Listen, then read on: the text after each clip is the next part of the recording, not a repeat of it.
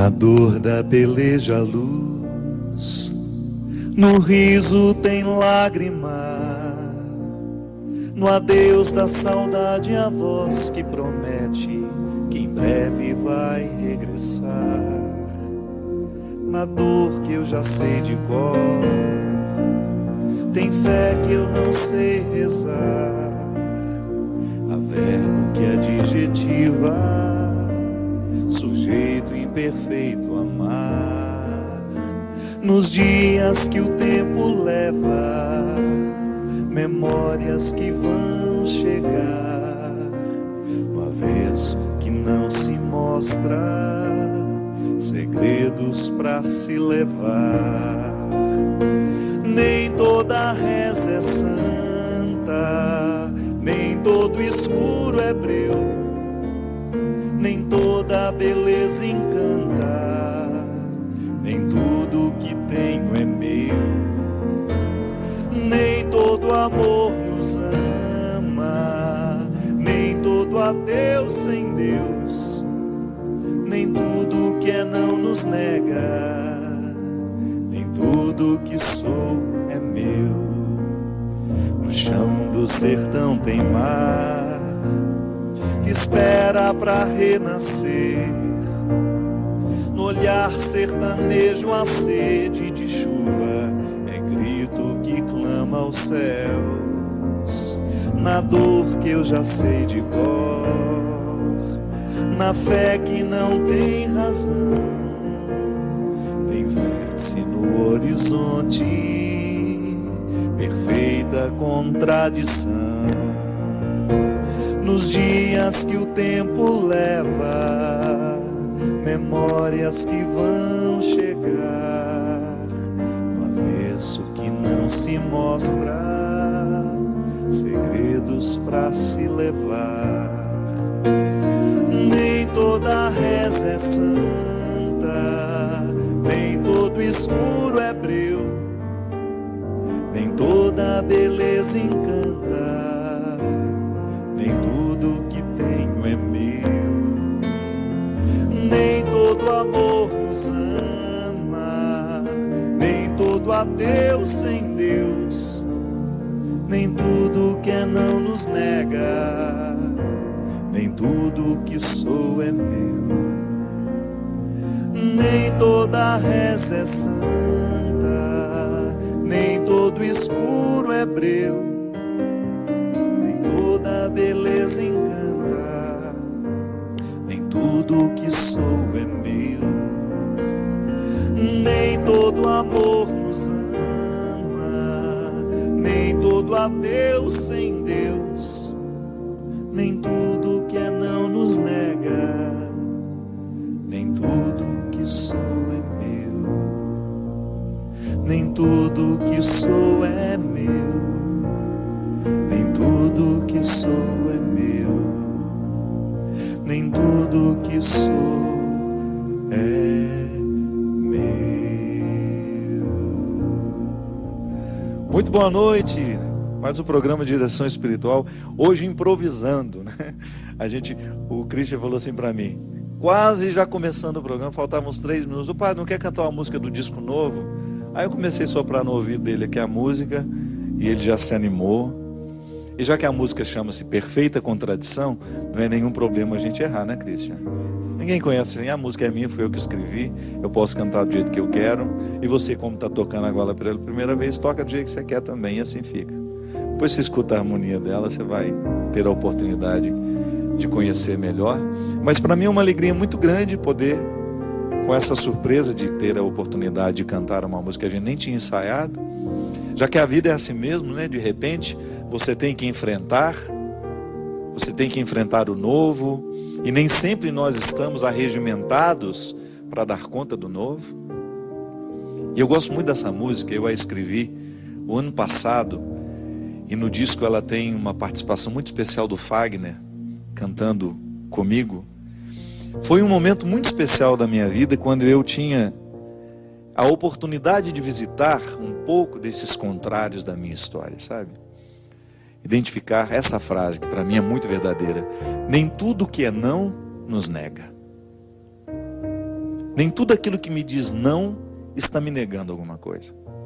Eu precisava enfrentar no momento da minha vida e descobrir que às vezes o não que eu preciso enfrentar, ele está me favorecendo em tantas coisas, mas eu, na minha ânsia de querer o sim, eu não sou capaz de desvendar o não, de esmiuçá-lo, sabe?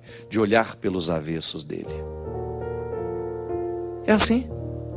Tantas vezes na nossa vida nós precisamos lidar com o não e observar que ele abre possibilidades na nossa vida. Quando é que eu pensei isso? No momento em que eu comecei a identificar que às vezes a minha fé não era madura. E isso não é de hoje para... A música eu fiz tem pouco tempo. A música não tem nem 6 meses que eu fiz. Mas a realidade é antiga dentro de mim. E graças a Deus até nos últimos anos tenho superado muito. Não só na reflexão, como na prática. Porque às vezes a gente já consegue refletir, já lá na frente, mas o comportamento ainda está cá atrás. Isso é natural. O processo é assim mesmo. Às vezes eu tenho ideias muito claras sobre os meus problemas e eu ainda não consigo aplicá-las. Mas um dia eu consigo. Um dia eu alcanço. Então eu já tinha essa reflexão há muito tempo me visitando. A nossa fé muitas vezes é imatura, porque nós queremos que Deus faça exatamente aquilo que a gente quer. E eu ficava observando a maneira como rezava, que depois eu comecei a ficar envergonhado. Eu ficava dizendo a Deus o que Ele deveria fazer. E eu dizia como Ele deveria fazer. A minha arrogância como crente era tão grande, como um homem que crê. A minha arrogância era tão grande como um homem religioso, que eu dizia a Deus exatamente como Ele deveria fazer as coisas. Sabe, como se Ele fosse um velho que não é capaz de saber por si mesmo. Não que no velho seja, né? Não. Os velhos são sempre lúcidos também. Quando a gente usa velho, é quando a gente está querendo reportar aquele momento da vida que a gente já não sabe mais o que está fazendo. Porque no tempo passado a gente chamava eles de caducos, né? Meu velhinho caduco. Hoje não, hoje tem Alzheimer. Tem uma doença que já foi diagnosticada e claro, existe mesmo. Mas às vezes é só caduquice, esquecimento.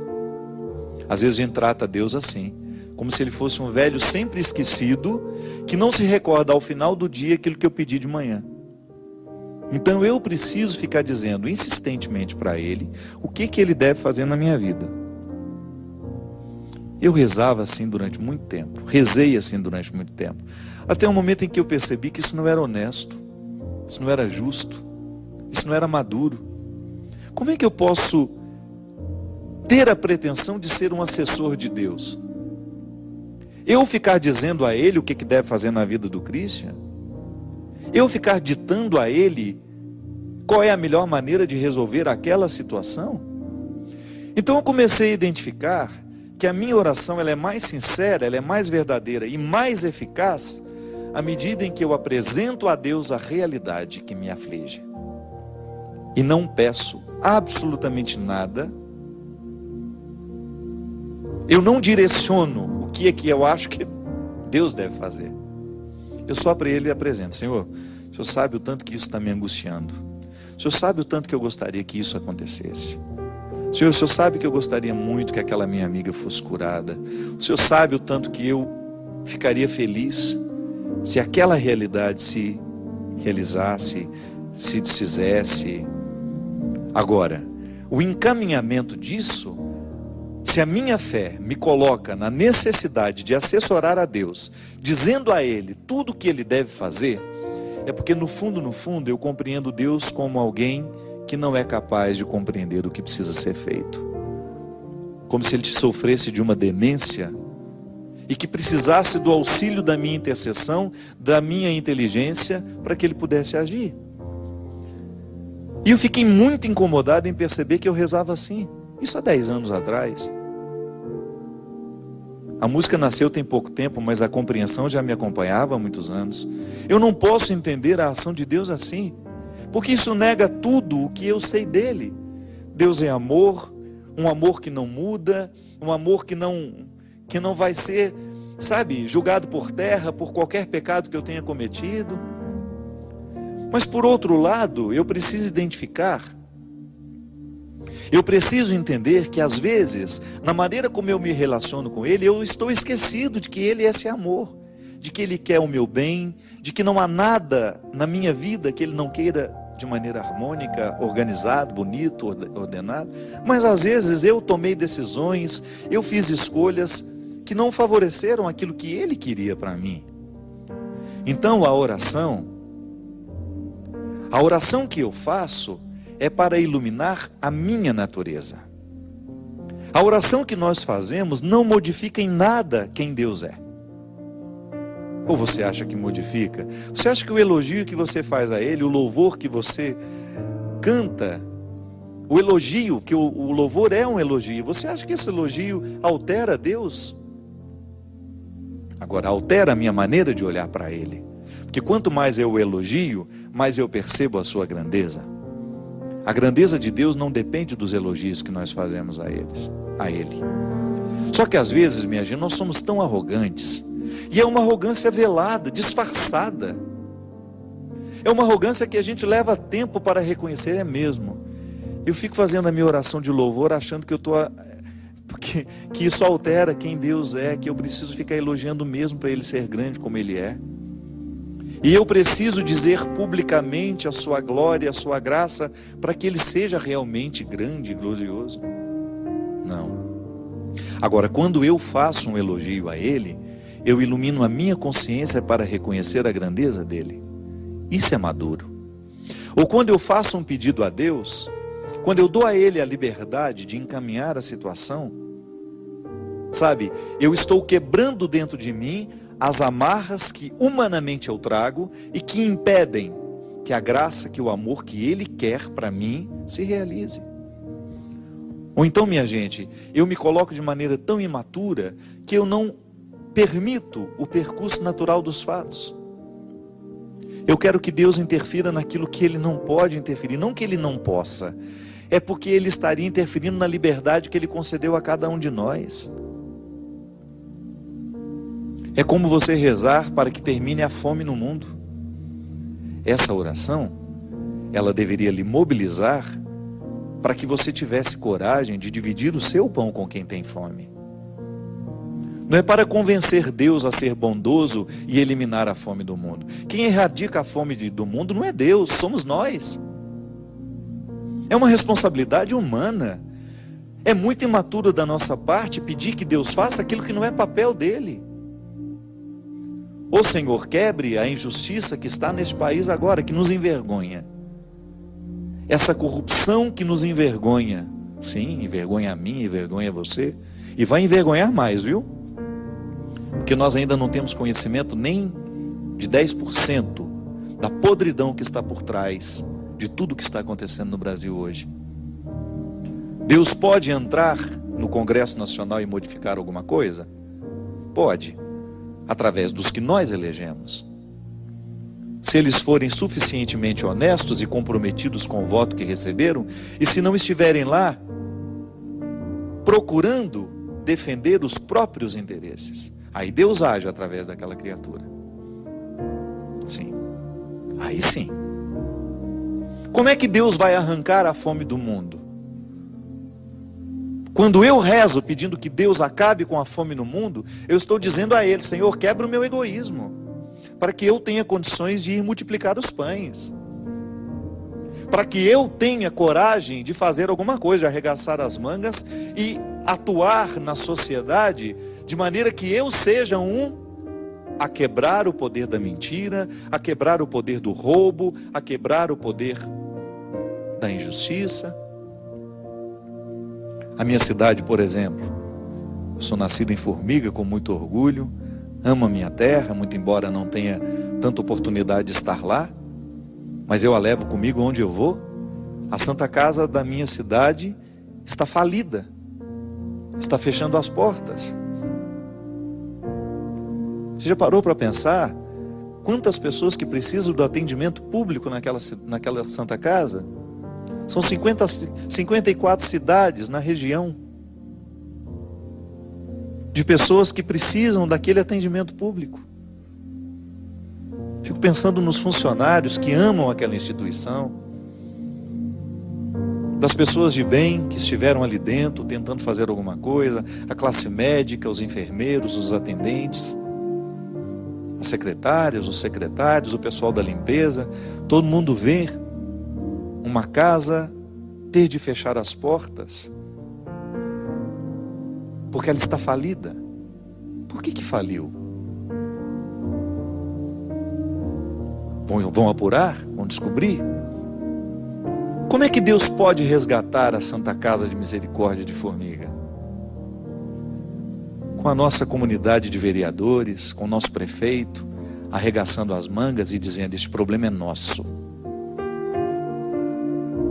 E tendo ética, tendo a coragem política de fazer pelo povo o que o povo merece que eu faça.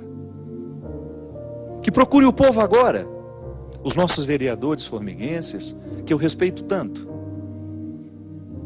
É a hora de vocês protagonizarem a transformação que a sociedade espera. Para isso vocês foram eleitos. Para isso que nós, homens de bem que estamos ao redor, é assim que Deus age na vida, minha gente. É quando nós nos encorajamos para tomar a nossa parte. Tá bom, a minha contribuição é mínima, mas eu faço. Hoje nós não temos nem lençol, então eu tenho condições de ir lá e fazer alguma coisa. É assim que a gente muda a vida. Aquelas pessoas que já foram atendidas, que de repente têm condições financeiras para isso. Realmente, um dia eu precisei e o hospital estava aberto para mim. Eu vou lá, eu vou ter coragem de fazer alguma coisa, eu vou realizar um gesto para ajudar. Da mesma maneira como nós ajudamos em muitos lugares deste Brasil, instituições que pedem a nossa ajuda, nós vamos lá, a gente faz um evento, a gente realiza uma palestra, alguma coisa a gente pode fazer, é mínima a nossa participação, As dívidas são muitas, e eu estou falando da Santa Casa de Formiga, mas são muitas as santas casas que passam pelo mesmo processo de falência e não podem fechar as portas, porque o nosso povo já tem tão pouco. O imposto caro que nós pagamos neste país é tão pouco retornado para nós, porque se você precisa de saúde de qualidade, você tem que pagar. Se você precisa viajar numa estrada de qualidade, você tem que pagar pedágio. Se você precisa de segurança, você tem que pagar. Tudo tem que pagar. O imposto retorna muito pouco para nós, quase nada. É o país onde nós pagamos os mais altos impostos do mundo. E tão pouco retorna para a população. Eu não tenho como mudar essa história, mas eu posso fazer alguma diferença onde eu estou. É a hora de nós, a nossa cidade Formiga, o povo formiguense, é a hora de nós nos juntarmos e fazer alguma coisa por esse lugar. Por essa casa que há mais de 100 anos atende o povo, de maneira muito especial, o povo mais pobre da cidade. É hora de nós arregaçarmos as mangas e fazer alguma coisa. Nós precisamos lutar por aquilo que Deus não pode fazer por nós. Então, quando nós pensamos a ação de Deus, quando nós rezamos, nós precisamos escutar aqui o que nós podemos fazer. E é por isso que eu digo, nem toda reza é santa. Sabe por quê? Porque às vezes nós rezamos e não queremos o comprometimento que brota da oração que a gente faz. Nem todo escuro é breu, porque às vezes é no escuro que nós alcançamos a lucidez para identificar o problema. Então às vezes pode ser que no momento caótico como a Santa Casa passa, aquela comunidade tenha a oportunidade de descobrir onde é que nós estamos errando. E ali no escuro daquela situação, descobre uma luz. Então nem todo escuro é breu. É assim, minha gente, é assim que Deus age no mundo através de nós. É assim que Deus faz a diferença na história, quando eu me permito ser um território dessa atuação. Quando eu tenho condições de realizar um gesto que possa autenticar, legitimar essa presença de Deus agindo no mundo. Então, onde existir uma pessoa, onde existir um ser humano consciente deste papel, ali Deus terá a oportunidade. E aí nós vamos superando aos poucos, sabe? Essa imaturidade que nos faz jogar as palavras para o alto, como se Deus tivesse a obrigação de fazer por nós aquilo que nós devemos fazer. Não, para isso que existem as competências. Para isso que as pessoas são eleitas. para que elas administrem, para que elas façam, para que elas instaurem a justiça, a verdade, a coerência. É assim. E volto a dizer, a ação de Deus no mundo passa pelas pessoas que estão encarnando a responsabilidade de fazerem o bem acontecer. Que às vezes nem religiosas são, viu? Basta ter caráter. Eu sempre digo isso.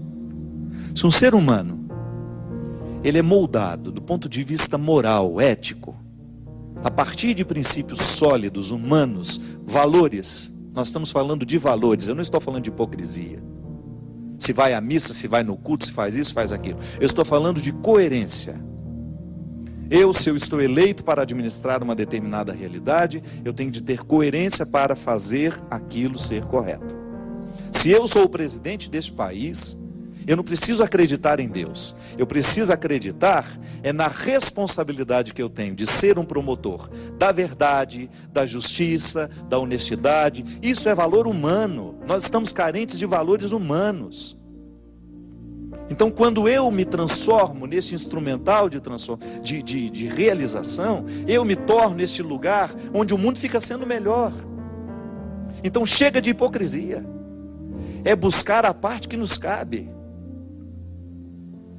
Nem toda reza é santa, nem todo escuro é breu, nem toda beleza encanta, nem tudo que tenho é meu.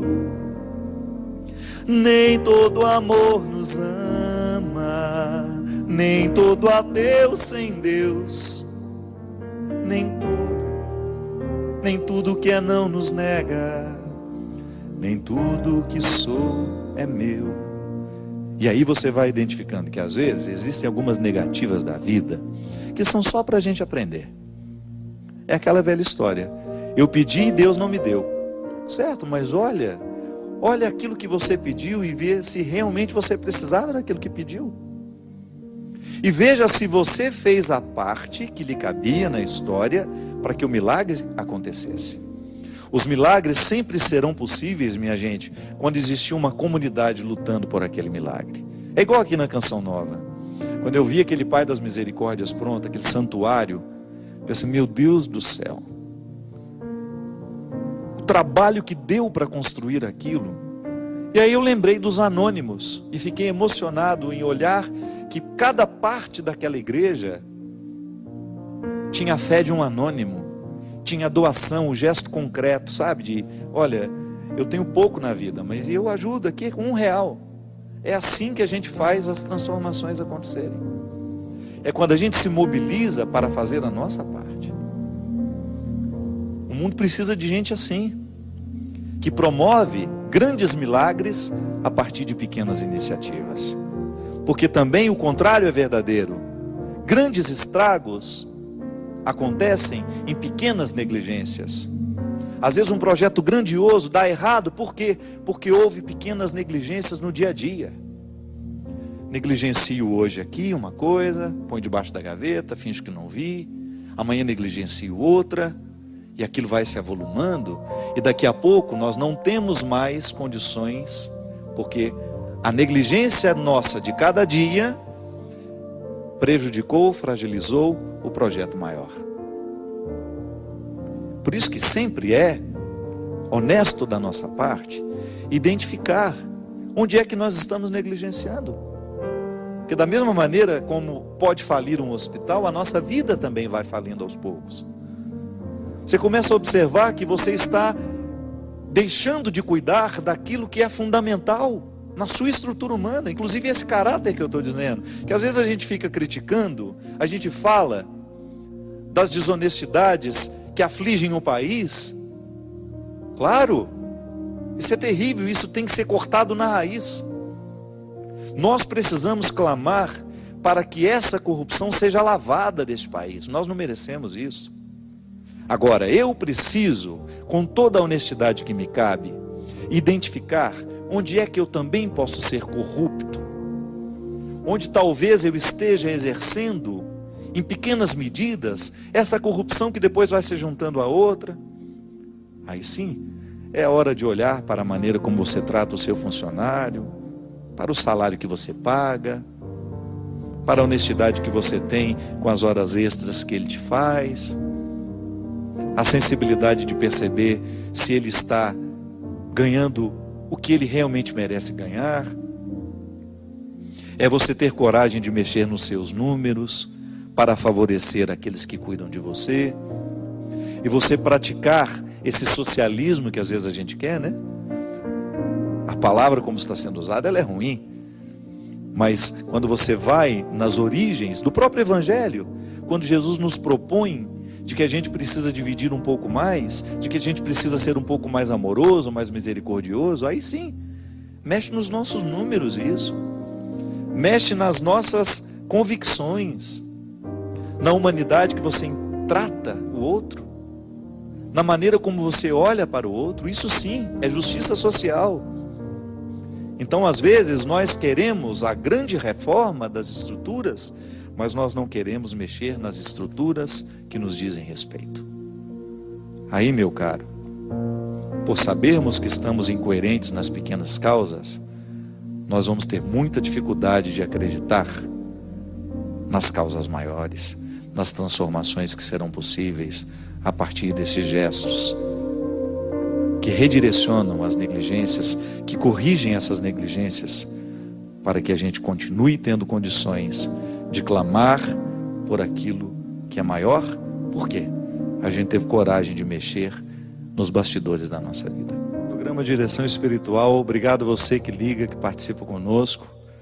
Lembrando que esse programa é feito por você, e toda vez que nós temos a oportunidade de receber a contribuição da sua participação, da sua história, da sua partilha, ou até mesmo a divulgação que você pode fazer desta obra. Ao divulgar o programa Direção Espiritual, você divulga também a Canção Nova, que é um veículo que busca sempre, todos os dias, diariamente, dia e noite, sem nenhum intervalo comercial, levar a palavra que pode transformar consciências, que pode transformar o coração.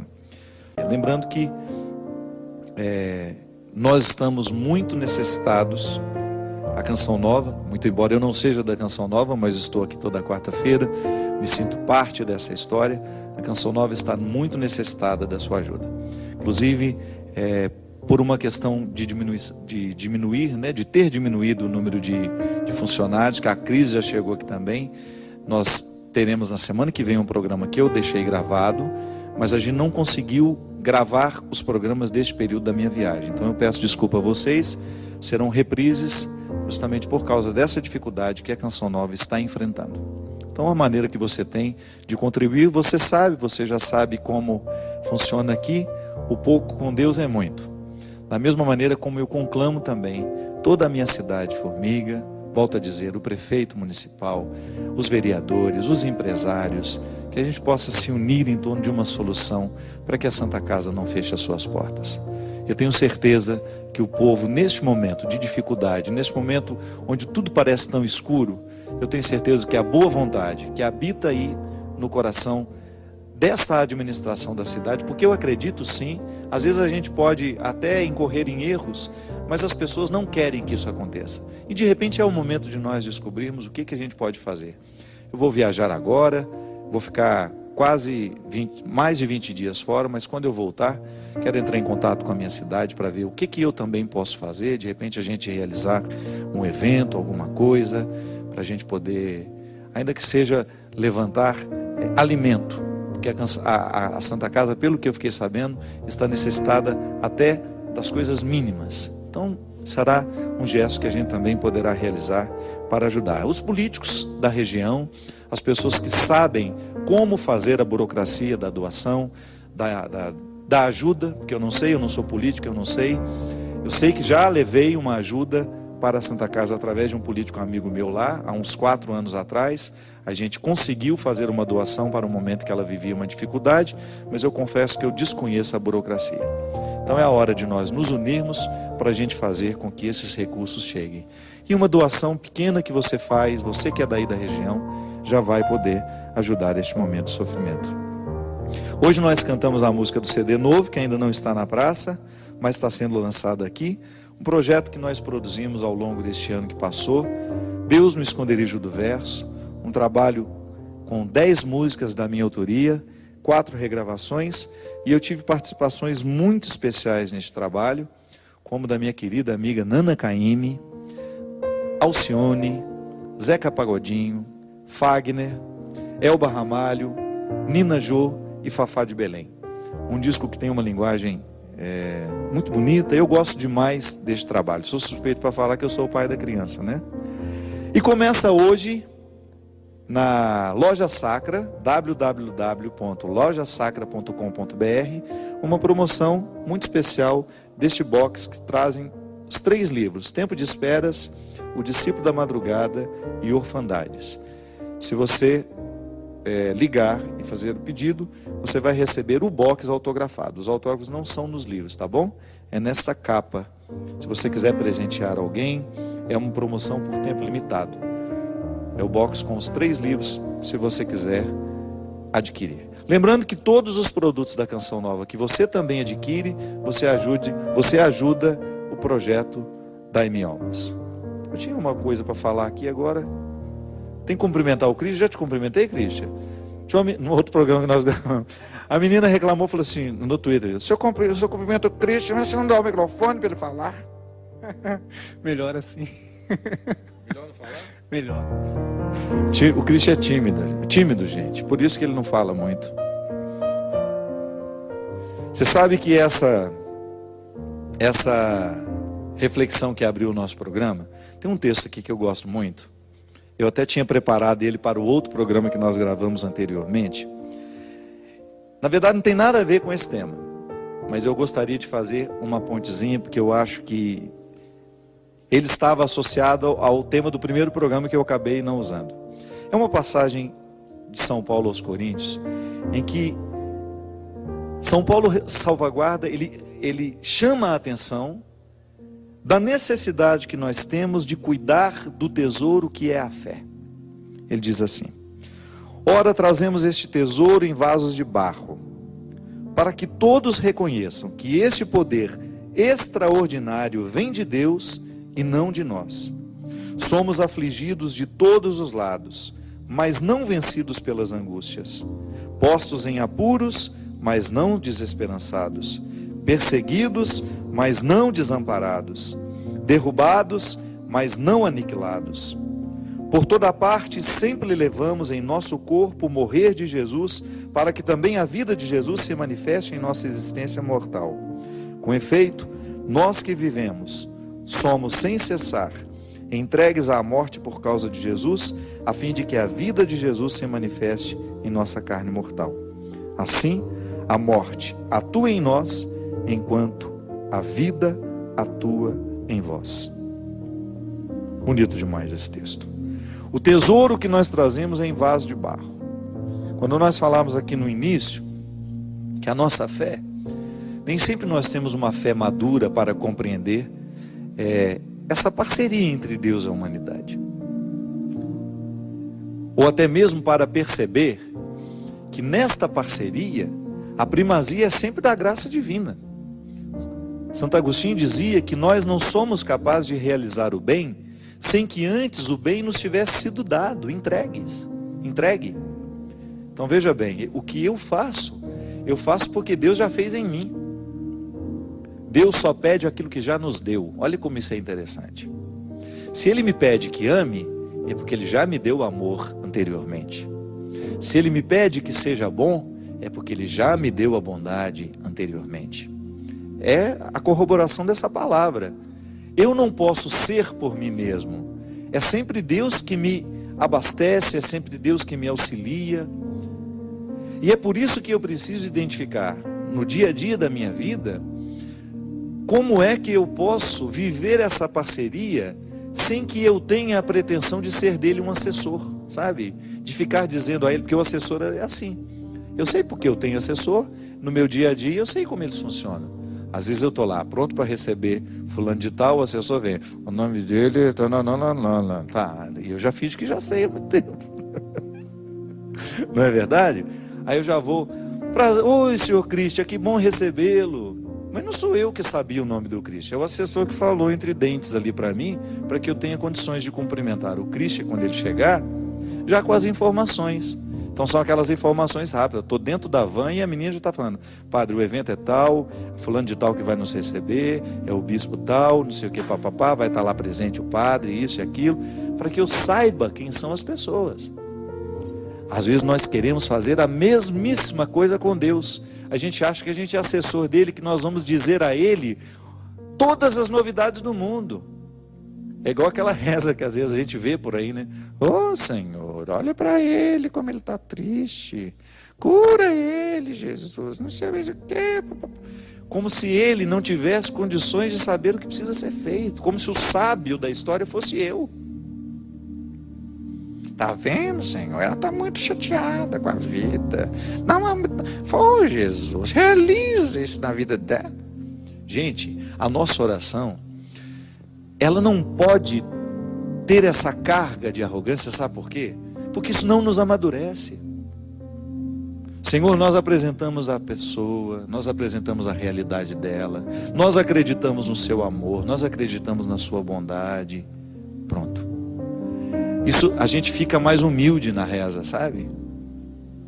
E aí também a gente vai permitir que aquela oração clareie dentro de nós o que nós precisamos fazer para que o milagre se cumpra.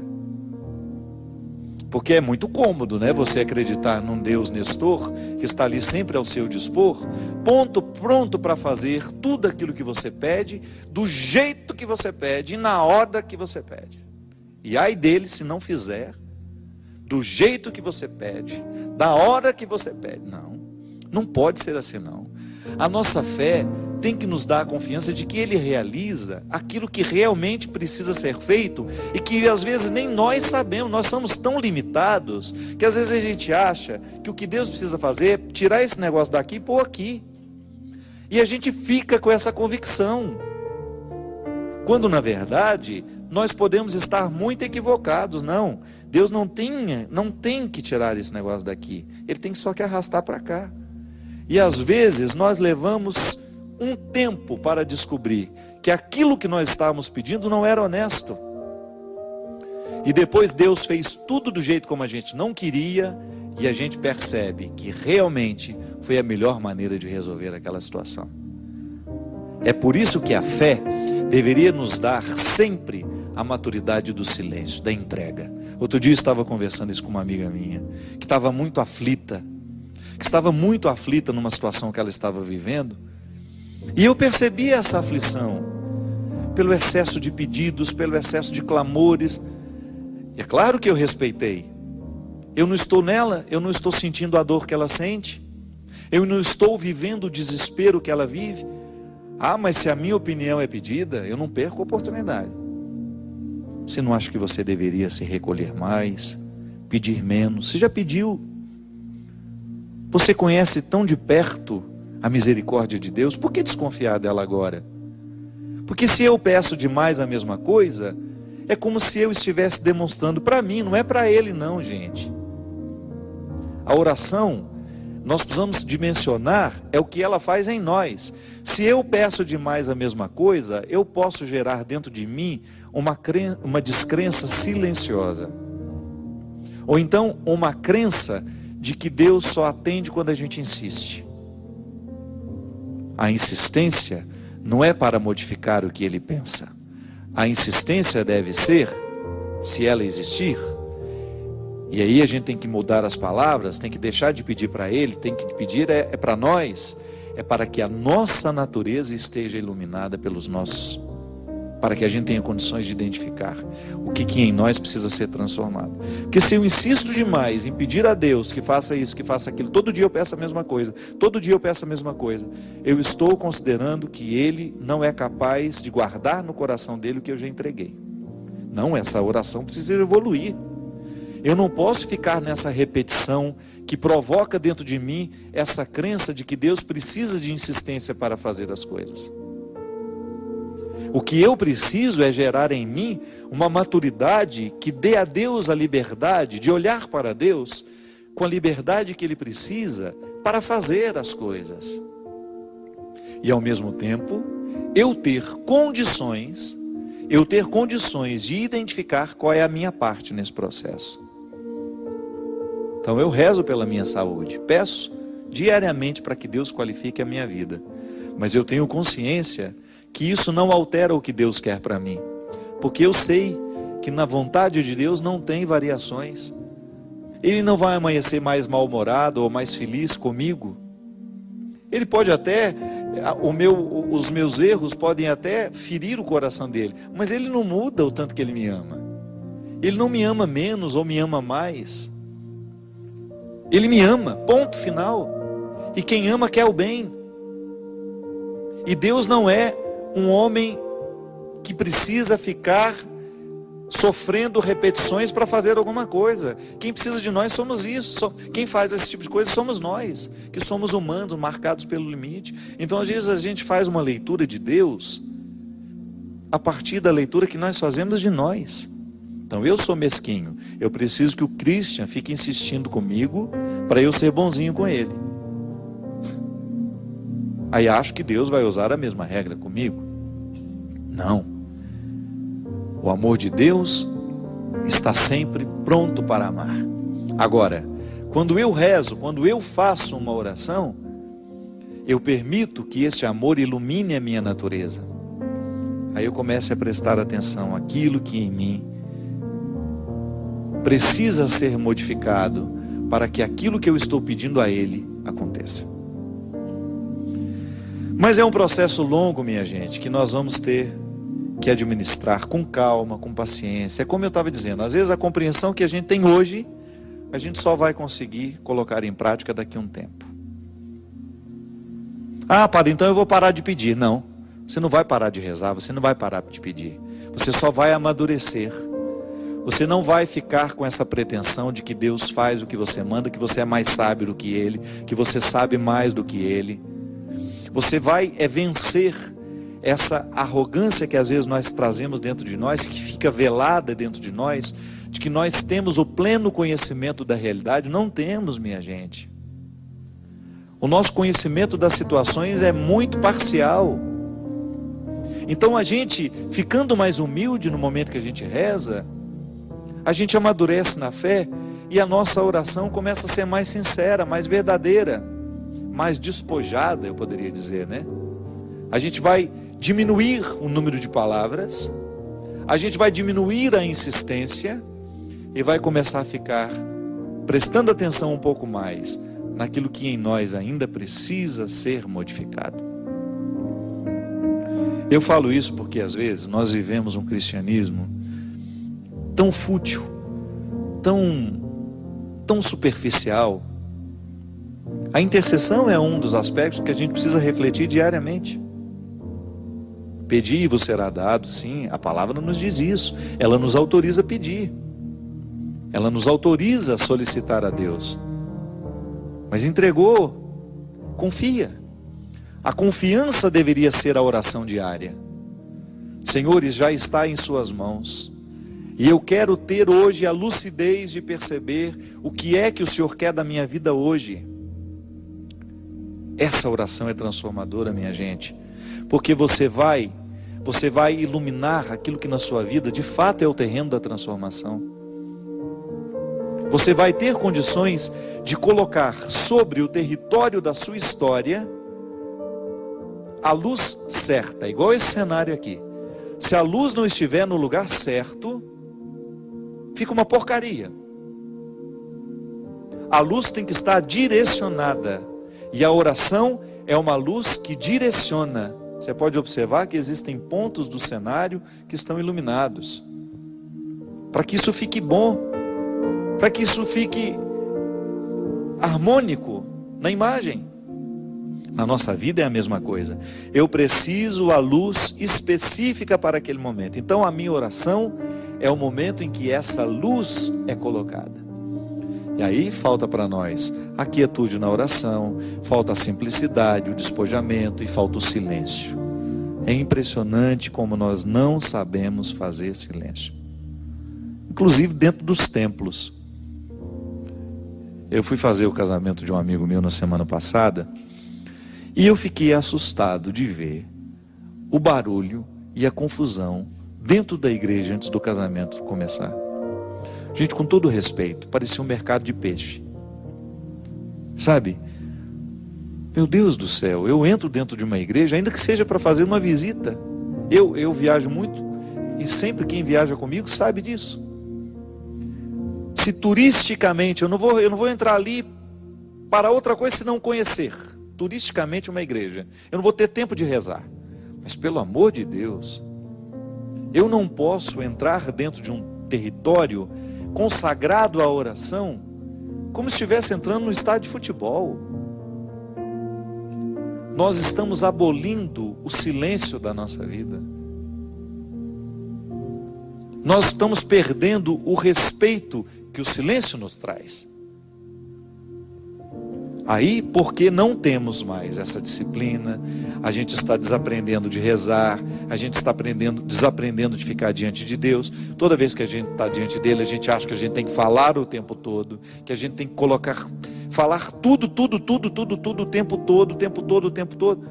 Quando na verdade, se a gente tivesse a simplicidade de entrar e estabelecer aquele silêncio que nos revela, eu acho que a gente rezaria com muito mais profundidade. É igual aquele homem que nunca soube fazer uma oração, né? Ele se limitava a entrar dentro da igreja, todos os dias, ele entrava, se ajoelhava diante do Santíssimo, que ele era católico, e só dizia assim: oi Deus, meu nome é Zé. O resto era silêncio. Ele era iletrado, ele não sabia fazer oração, ele não sabia o que pedir, não sabia nada. Ele se limitava a dizer isso: oi Deus, meu nome é Zé. Só isso. E passou a vida inteira fazendo essa oração. Aí quando morreu, estava na fila lá, deve ter uma fila, né?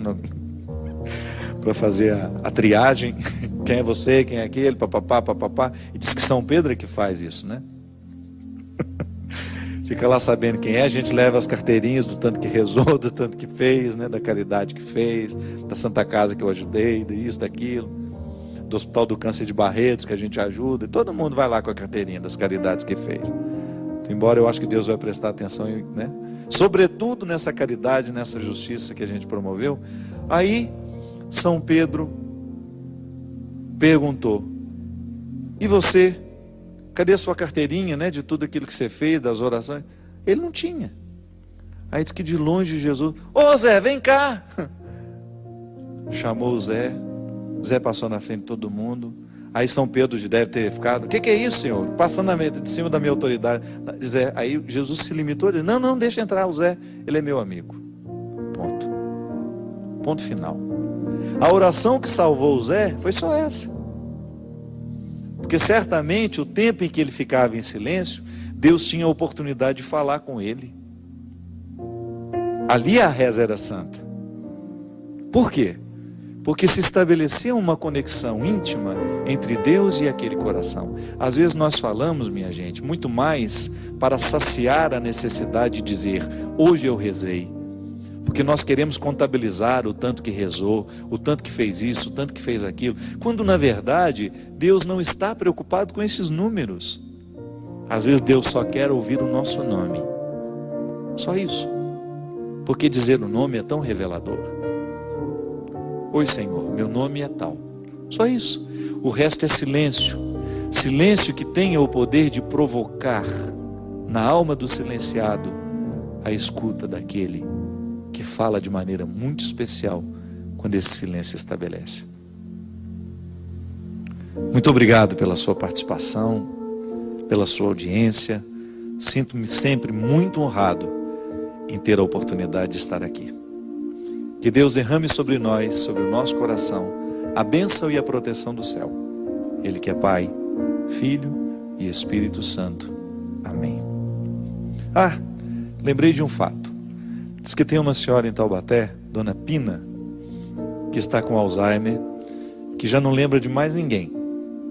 Já não reconhece os filhos, tem dificuldade de reconhecer as pessoas que moram com ela, mas não esquece do programa de direção espiritual.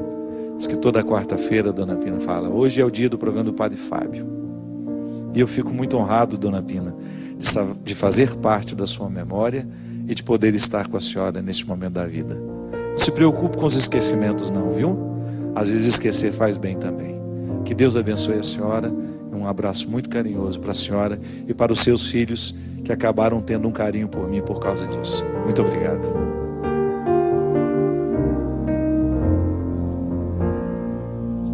Na dor da peleja a luz, no riso tem lágrima, no adeus da saudade a voz que promete que em breve vai regressar. Na fé que eu já sei de cor, tem dor que eu não sei rezar, a verbo que adjetiva, sujeito imperfeito amar. Nos dias que o tempo leva, memórias que vão chegar, uma vez que não se mostra, segredos pra se levar. Nem toda reza é santa, nem todo escuro é breu, nem toda beleza encanta, nem tudo que tenho é meu.